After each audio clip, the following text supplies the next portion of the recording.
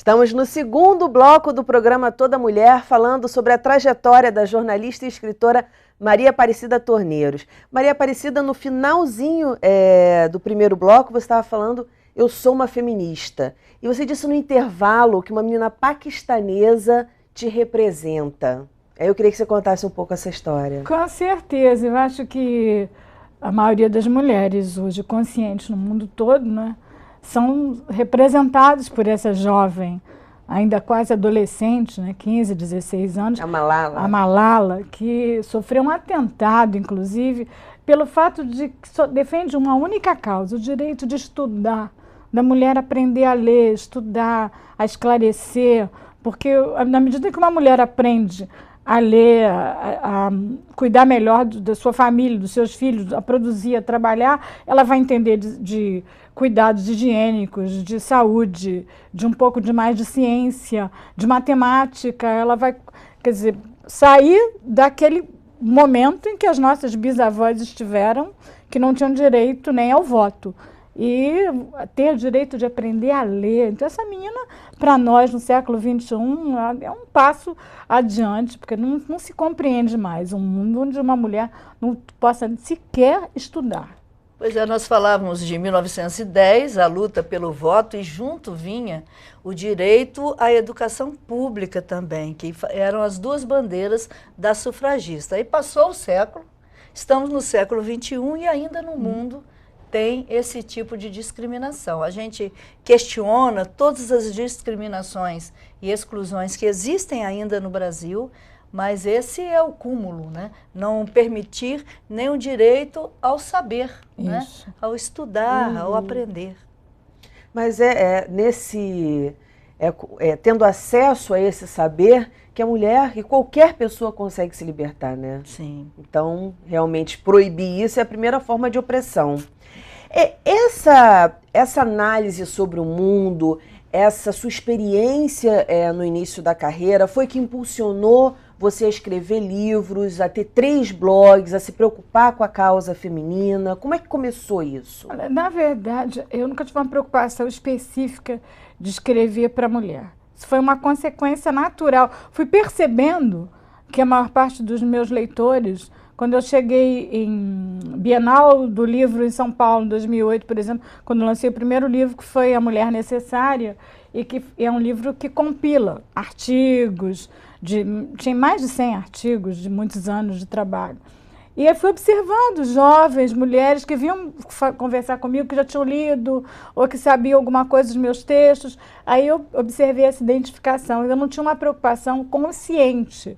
Naturalmente, isso saiu do inconsciente, porque deve ser uma coisa em mim muito natural, né? Pelo fato de ter sido pioneira, trabalhado, corrido atrás de uma época em que tinha poucas mulheres na profissão, né?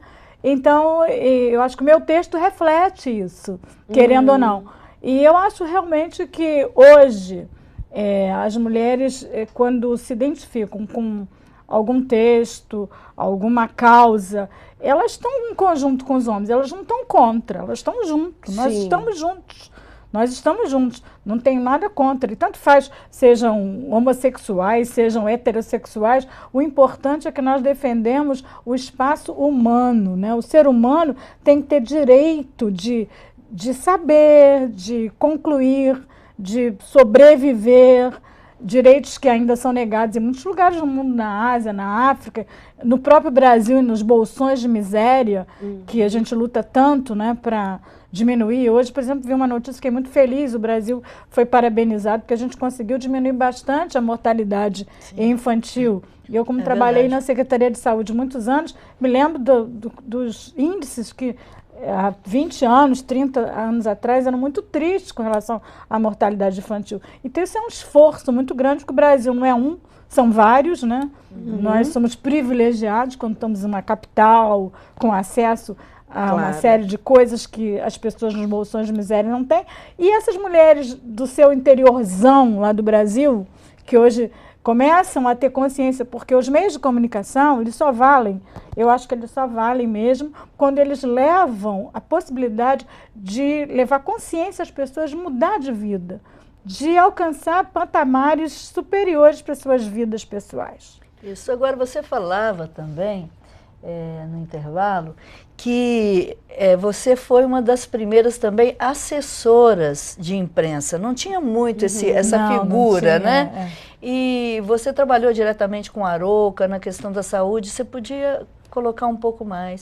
Eu fui para a saúde nos anos 70, final dos anos 70, Secretaria de Saúde do Estado. Ainda era final de ditadura.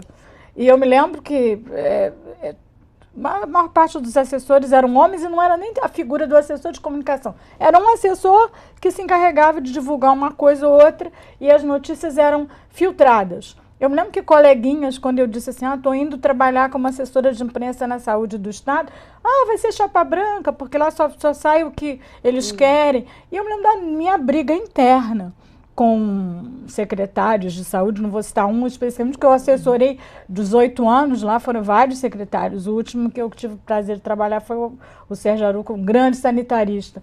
Então, os secretários, às vezes, não vamos ter coletiva, não, distribui a matéria para um jornal só e tá bom. Eu falei, não, que isso, nós estamos vivendo a abertura, a democracia, todos têm direito de saber, ainda mais uma informação sobre saúde, né? Se está tendo um surto de meningite meningocócica, tem que se explicar o que é, como é que se faz uma vacinação perifocal, né? Como se isola. E é claro, nós temos que... Então, eu me lembro dessa briga, realmente. E eu e a saudosa Eliane Furtado, ela assumiu no Detran, assessoria de imprensa do Detran, e eu assumi na Saúde do Estado. E eu me lembro que era tão inusitado que um dia eu recebi um telefonema da jornal Última Hora, e deu uma matéria de capa, de segundo caderno, com eu e a Eliane, porque eram as primeiras assessoras de imprensa.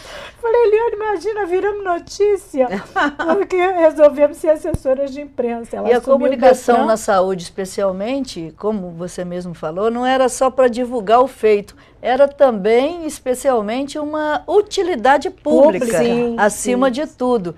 E você dizia que, às vezes, até não queriam que divulgasse, porque não queria mostrar a realidade do país. Porque os surtos epidemiológicos, as dificuldades sanitárias. Mas imagina só, se você tem a condição de levar informação de saúde pública, você está melhorando o nível de qualidade de vida das pessoas. Em 1980, o doutor Albert Sabin nos procurou, através do ministro Arcoverde, em Brasília, dizendo que queria fazer a primeira campanha de vacinação no Brasil, num dia só. Era isso que eu ia falar, você participou da primeira campanha de vacinação em massa no Brasil. E eu me lembro que ele falava, ele era casado com uma brasileira, Helena, acho que era Helena Dunches de Abrantes. E ele dizia assim, em português enrolado, será que vamos conseguir?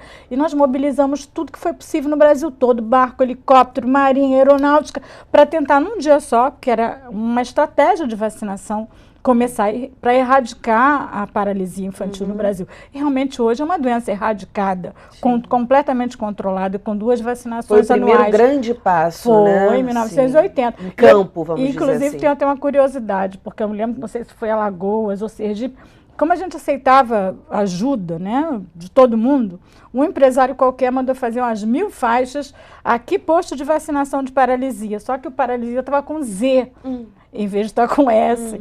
E no dia da vacinação, eu lá em Brasília, o pessoal de comunicação ligando, porque os postos de vacinação eram em qualquer lugar, escola, como é até hoje, né? Mobilizado. O que a gente faz com essas 1000 faixas? Eu falei, coloca, porque o importante da comunicação é comunicar, a pessoa entender. Que ponto de vacinação que paralisia, depois a professora explica que foi com Z por engano. Né?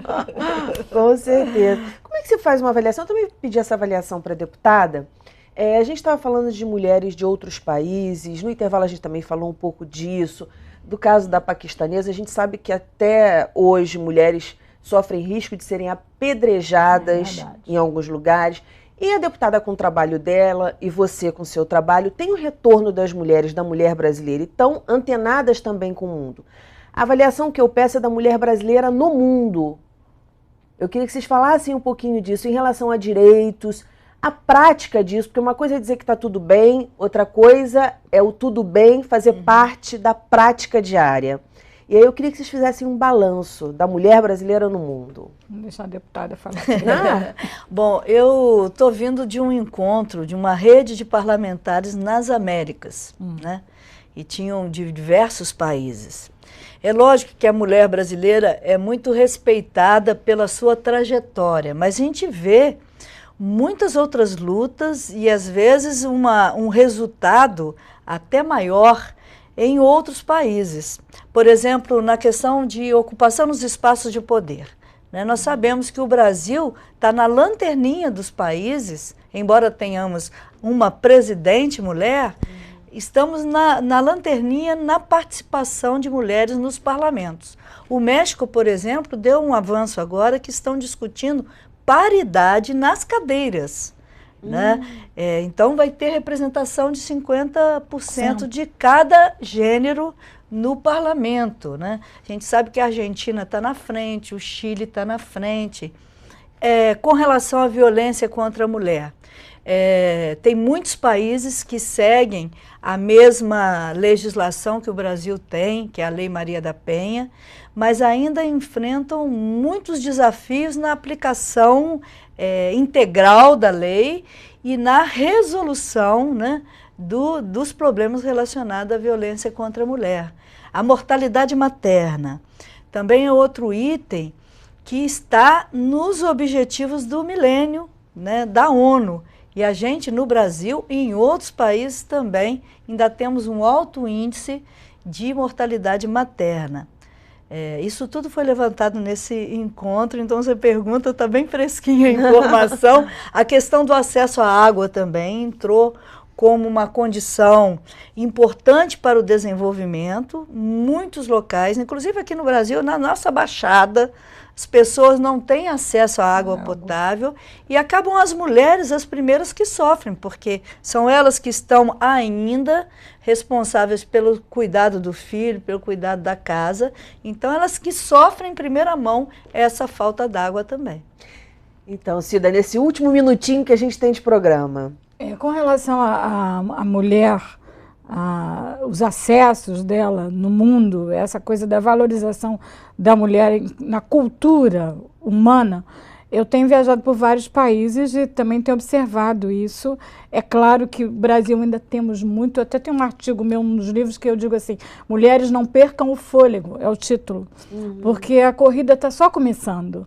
Nós ainda temos muitas batalhas para vencer e muita caminhada pela frente. Claro que podemos já estar em alguns lugares em níveis aceitáveis, não maravilhosos, aceitáveis, mas ainda há muito a fazer, muito.